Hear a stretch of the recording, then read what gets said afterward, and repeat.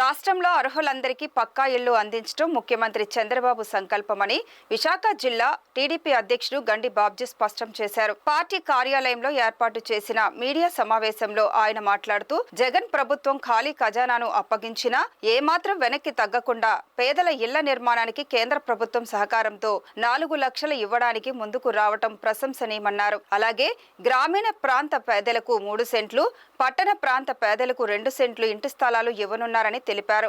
ముఖ్యంగా జర్నలిస్టులకు పక్కా ఇల్లు అందించడానికి ముఖ్యమంత్రి చంద్రబాబు, ఉప ముఖ్యమంత్రి పవన్ కళ్యాణ్ సంసిద్ధంగా ఉన్నారని పేర్కొన్నారు. ఈవేళ మా నాయకుడు చంద్రబాబు నాయుడు గారు గ్రామీణ ప్రాంతంలో 3 సెంట్లు, పట్టణ ప్రాంతాల్లో 2 సెంట్లు కనీసం ఉండాలనే ఉద్దేశంతో ఈవేళ ఆ స్కీమ్ ని ఈవేళ అనౌన్స్ చేయడం జరిగింది. దాని ప్రకారం ఇల్లుకి కావాల్సిన డబ్బులు కూడా మినిమం 4 లక్షల వరకు సెంట్రల్ గవర్నమెంట్ 2.5 లక్షలు, స్టేట్ గవర్నమెంట్ 1.5 లక్ష కలిపి 4 లక్షలు కూడా ఈవేళ ఎవరు ఇల్లు కట్టుకున్నా ఇవ్వడానికి ఒక ప్రణాళిక తయారు చేశారు.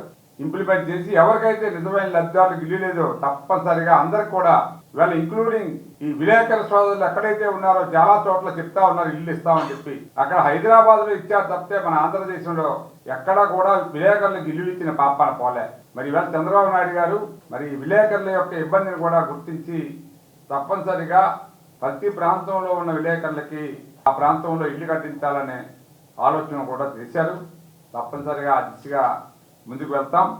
ఇది కాకుండా ఈవేళ సొంత జాగా ఉండి ఇల్లు కట్టుకుంటామంటే వాళ్ళు కూడా ఎవరైనా ముందుకు వస్తే వాళ్ళకు కూడా సుమారు 4 లక్షల రూపాయలు ఏదైతే ఇందాక మనం ఇల్లుకి ఇస్తారనుకున్నామో సెంట్రల్ గవర్నమెంట్, స్టేట్ గవర్నమెంట్ కలిపి ఆ డబ్బులు కూడా ఇండివిజువల్ గా కూడా మీకు జాగా ఉండి స్థలం ఉండి ఇల్లు కట్టుకోలేకపోతే వాళ్ళకు కూడా సాయం చేయాలనే ఉద్దేశంతో ప్రభుత్వం నిర్ణయం తీసుకుంది. మేము ఈ రోజు చెప్తా ఉన్నాం, తెలుగుదేశం పార్టీ తరఫున చంద్రబాబు నాయుడు గారు ఉమ్మడి ప్రభుత్వం తరఫున 2029 కల్లా ప్రతి పేదవాడికి కూడా ఇల్లు అందించే లక్ష్యంతో సంవత్సరానికి దగ్గర సుమారు 4-5 లక్షల ఇల్లు కట్టుకుంటూ 20 లక్షల ఇల్లు వరకు కూడా ప్లాన్ చేసుకుంటూ ముందుకు వెళ్ళడానికి ప్రభుత్వం సిద్ధంగా ఉంది. ఇవన్నీ కూడా దయచేసి ప్రజలు మీరు గమనించండి. మీకు ఎక్కడైతే నిజమైన లబ్ధిదారులు ఉన్నారో వాళ్ళందరూ కూడా అవకాశాన్ని వినియోగించుకోండి.